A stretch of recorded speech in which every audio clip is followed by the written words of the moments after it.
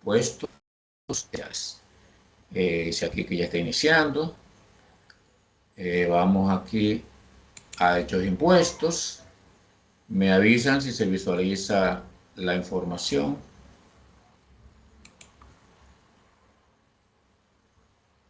¿Se ve la información? Impuestos especiales.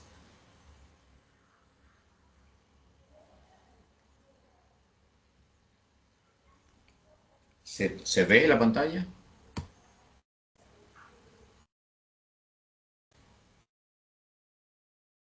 Me confirman con un sí para que continuar con la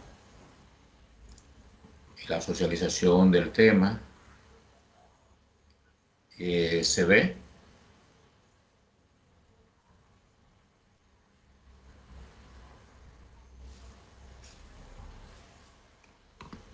¿Se ve la pantalla?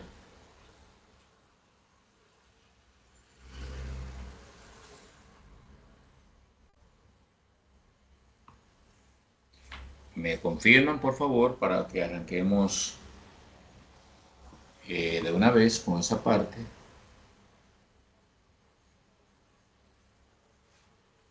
Si alguien ha levantado la manita, no la puedo visualizar porque tengo en este momento la pantalla. Necesito que alguien me confirme si se ve la información.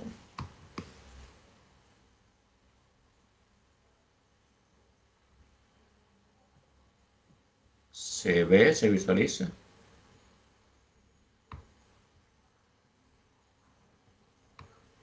Si alguien ha comentado, no lo escucho. Si quieren pueden escribirlo en el grupo para yo entonces verlo por ahí. En caso de que tenga algún inconveniente con el sonido.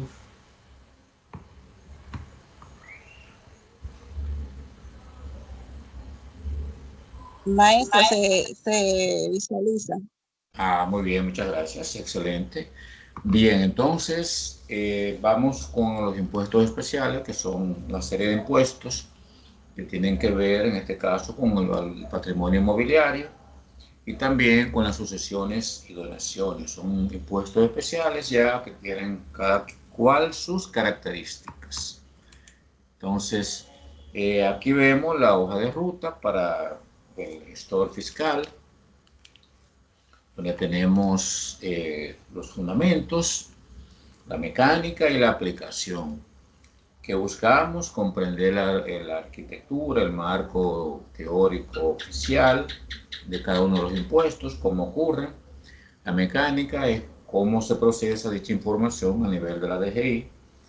Y la parte tercera, la aplicación, cómo podemos ya a través de casos de la vida real aplicar dichos impuestos. Entonces vamos a ver cada uno de ellos. Tenemos dentro de esos impuestos especiales 3 tipos: las sucesiones, donaciones y el IPI.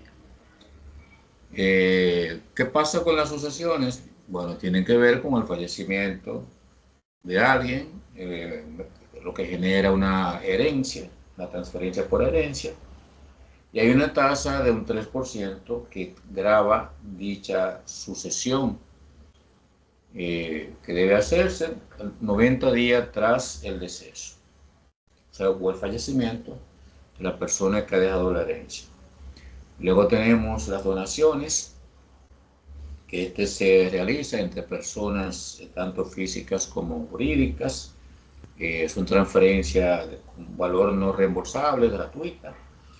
Tienen una tasa de un 27% equivalente al impuesto sobre la renta corporativa. Debe hacerse 30 días tras la entrega. Y luego tenemos el IPI, que es el patrimonio inmobiliario. Entonces, por la posesión anual de dichos inmuebles, la tasa es del 1% sobre el excedente del umbral exento. Hay un monto que es exento y lo vamos a ver cuál es. El reloj establece que debe ser anual en cuotas de marzo, el 11 de marzo y 11 de septiembre. Esos son los 3 diferentes impuestos especiales que tenemos, que vamos a estar viendo. En el caso de la parte de las sucesiones, tenemos la transferencia del legado. Dice que es un impuesto sobre sucesiones por transferencia de bienes producto de fallecimiento, ¿verdad? De deceso, eh, a través, ¿verdad? De la muerte, ¿verdad? Del que generó en este caso la riqueza. ¿Quién paga? Los herederos, sucesores o beneficiarios. ¿Sobre qué se paga? Pues sobre toda herencia recibida como bienes muebles e inmuebles dentro del país o fuera si el fallecido era dominicano. Esa es la regla, ¿verdad?, sobre cómo se paga. La regla maestra dice que se aplica una tasa única del 3% sobre la masa sucesoral, después, naturalmente, de aplicar las sucesiones y las deducciones legales. Hay extensiones en estos casos y vamos a ver cuáles son. Y entonces, ¿cuál es el monto? 3%. ¿Verdad? Luego que se llega el momento de que se hacen las deducciones de lugar. Entonces, hay aspectos que hay que tomar en cuenta para luego hacer el cálculo de ese 3%. ¿Qué cosas se van a tomar en consideración, ¿verdad?, para rebajarlo de esa herencia? Tenemos ahí los gastos médicos, los últimos 3 meses o 6 para enfermedades catastróficas, deudas mortuorias y funerarias, créditos hipotecarios, inmuebles en RD, seguro de vida y prestaciones laborales e impuestos pendientes. Todo eso se va a reducir. Entonces, a partir de la deducción de cada uno de esos elementos, viene la masa neta, que es a la cual se le hará el cálculo del 3%.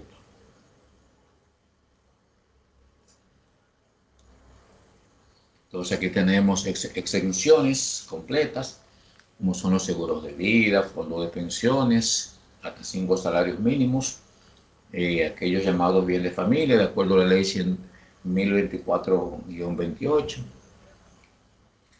cuentas de ahorro hasta menor a 3.000 y legados de ONG o instituciones de utilidad pública. Esos son escudos fiscales o extensiones para rebajarla de aquí también. Entonces, ¿cómo se maneja esta parte en el ámbito sucesoral? Hay una declaración jurada que se hace en el documento de FSD1 y debe presentarse dentro de los 90 días tras el fallecimiento. Entonces, ¿cuál es la documentación que se requiere? Formulario debidamente completado, el FSD1 notariado, acta de defunción, nacimiento y matrimonio, títulos de propiedad y certificaciones y comprobantes fiscales de los gastos y deudas que se hayan generado. Entonces, si los documentos no están listos, se puede solicitar un espacio de 105 días dividido en 60 y 45. Es un espacio de prórroga que permite el Estado.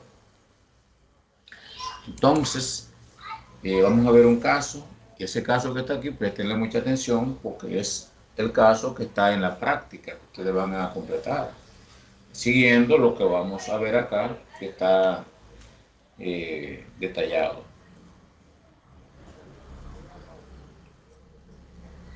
Entonces, los hechos causantes: señor Rosendo Paniagua, fallecimiento 9 de marzo del 2020, Distrito Nacional, Estado Civil, casado en comunidad de bienes con Ramona Luisa Pérez. Entonces, ¿cuál es el inventario, verdad, que tenemos para ese caso, para el señor Paniagua, para el extinto, verdad, señor Paniagua? Bueno, ese señor tuvo inmuebles a través del formulario CD1A por valor de 200.000 pesos, una mejora por los 150.000. Aparte de esos inmuebles, también tuvo o dejó bienes muebles conforme al documento SD1, la parte C, El Banco Popular dejó una cuenta de 28.000 y en Banreserva 500.000. Entonces la acción es consolidar los valores y determinar pasivos si los hay antes de dividir el patrimonio. ¿Qué pasa aquí con esto? Que la forma de matrimonio era comunidad de bienes, por lo tanto el 50% de esa herencia pues le correspondería a la contraparte, en este caso a la esposa o a la viuda.